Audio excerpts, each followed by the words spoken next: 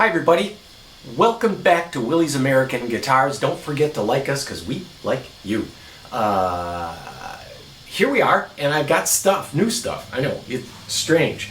But some really cool vintage stuff here in both the 1966 Epiphone Casino. You guys might have heard of that. And then a 64 AC10. Now these are rare. I mean, that's rare to find any of those because Epiphone was Gibson's sub-brand, you might think. But the AC10s are always rare. We happen to have two of them in stock right now. Epiphone is actually an older company than Gibson. I mean, they're kind of Gibson's older brother, you might say, and had a long history with their archtops. They were famous for their archtops. Before World War II, Epiphone archtops, they kind of owned that archtop market and everyone copied them. Then later, after World War II, they went under management problems. They were kind of caught off guard by the electric market, and making electric guitars was something kind of new to them. And they did start making some electric guitars, like this old 1966 catalog shows you. And you can see some of the Epiphones. There's a Casino right there that has that tremolo arm. By the way, that Epiphone trem arm is awful. If you get one, change it. Don't be afraid, because they don't stay in tune. All right, that's enough of that. So, but you will see in this catalog too that they still, even in 1966, were selling banjos and classical guitars. And in 1956, Gibson bought them out, and they bought them for the stand-up basses, and they didn't realize at the time that they had bought the whole thing. So they did make some guitars that are with the Epiphone name on it, just like Ford and Mercury. Mercury's the exact same thing as the Ford, except it's got a Mercury name and a couple of design changes.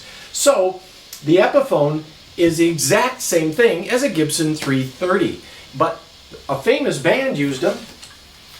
And you guys might have heard of these guys, but these were played by all three Beatles. It's the one guitar all three guitar players in the Beatles played.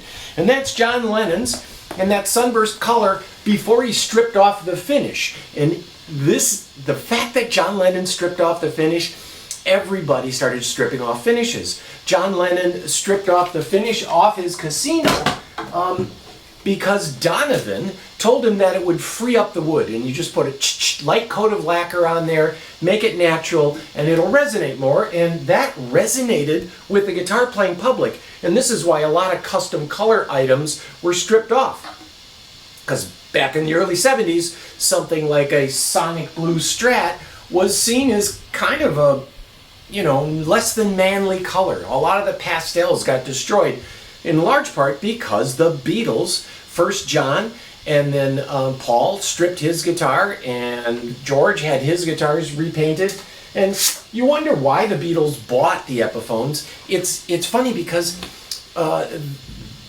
George Harrison was 19 years old when their first #1 record, Love Me Do, came out. 19.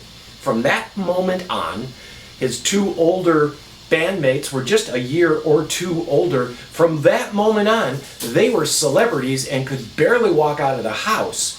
So if they didn't go shopping for guitars, Paul brought an Epiphone Casino home, and they both liked it for the reason that most of us like it. It's an acoustic guitar because it's all hollow. It doesn't have the center block like a 335. They could practice in the hotel room, work out the songs together. Then in 1966, George and John both played one of these. Now, a lot of people have played it, but I've had people come in and they're like, no, I gotta have the Epiphone because I know it sounds different because the Beatles used it. But they really didn't use it like, oh, we like it better than the Gibson. They just found one because Paul had one, and they weren't allowed to go outside because people would scream and tear off their clothes, and it's a thing back then. I'm going through this AC10, so I'm going to turn it up a bit.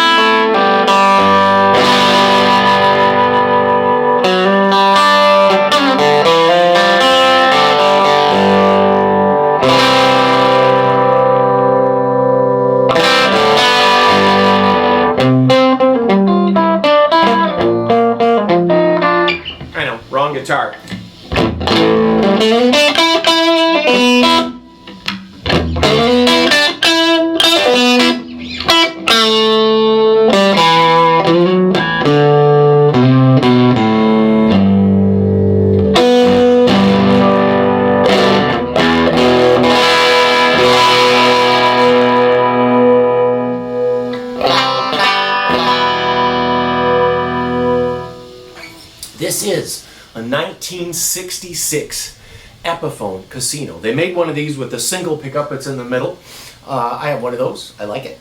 And they made this, which is different from a 330 with the elongated headstock, different inlays. Here's something a lot of people don't know. Epiphone always had a slightly more slender neck. If you picked up a 330 made the same month and year as this, you'd notice that the Epiphone is slightly skinnier. It's just what they did. Gibson always competed with Epiphone and kind of kept them down, you might say. It's the same way Marshall bought Vox, and they always managed to kind of keep them down, not let them get too big. But Gibson did make this. As of '58, Gibson started making guitars with the Epiphone brand on it because they owned it. They owned all of it. First, they used up some of the old Epiphone made stuff when they were made at the Epiphone factory, and then they just created a separate brand lane with this. But it is the exact same scale length as an ES330. The pickups are in the same position. This is sitting right at the harmonic. The knobs are in the same position. The body shape is the same. The height and depth and parts are the same. It is a 330, but it's not what the Beatles played, and that has a driving force on these. And because the Beatles just will not die, it is still to this day. We get 7-year-old kids that come in and they want to learn Beatles songs. They were born, 50 years after the Beatles, and we just see a huge demand for this. We're excited to see this. This has a model number in there, and I think this is a 240 if I'm not mistaken. I always get these model numbers. 230 TD, and this says V, which stands for vibrato. So we were thinking, vibrato? That's a vibrato guitar? Must have had a changed tailpiece. No. Go look at our website on this, and you'll see the tailpiece has the original solder. They ground the guitar to the tailpiece, and you'll see it has the original holes. It's never had any other holes. It was never a vibrato guitar, except that it says V in there, giving the indication that it is a vibrato. Thankfully, this guitar did not come with that Epiphone vibrato. Some of them come with Bigsby vibratos, and they're all great guitars, but that Epiphone vibrato tends to not stay in tune. So that's what I mean by thankfully, it's not an Epiphone vibrato. This is an original tailpiece. These are kind of nickel-y colored pickup covers. Being a 66, by then most everything went chrome. So this is chrome, but these are nickel, which is unusual. They probably used up the old nickel parts on that Epiphone stuff. Yeah, just give it the Epiphone. Yeah, use those old nickel parts. We're using chrome now. Chrome is cool, but nickel has a different texture, a different look to it. This is a changed pickguard. The neck on this 66 is actually pretty big. It is not the skinny neck that you'd see on 68s. It is really a great sounding guitar, really snarls through an amp.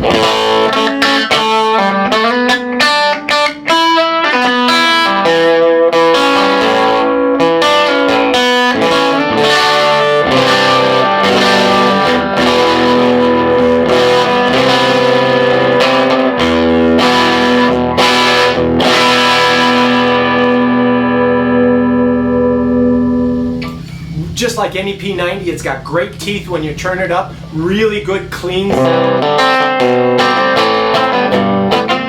A little hair around the edge. And now I'm going to go to the next video and talk about this delightful 1964 amplifier. You guys stay tuned. In another couple of days, meet us back here on Facebook or YouTube, and we will talk about this extremely rare, for America, British-made Vox AC10 twin. But on that, this is all about Epiphone. I gotta close with something here. There we go. That's the closing shot right there. Thanks, you guys. We'll see you again soon.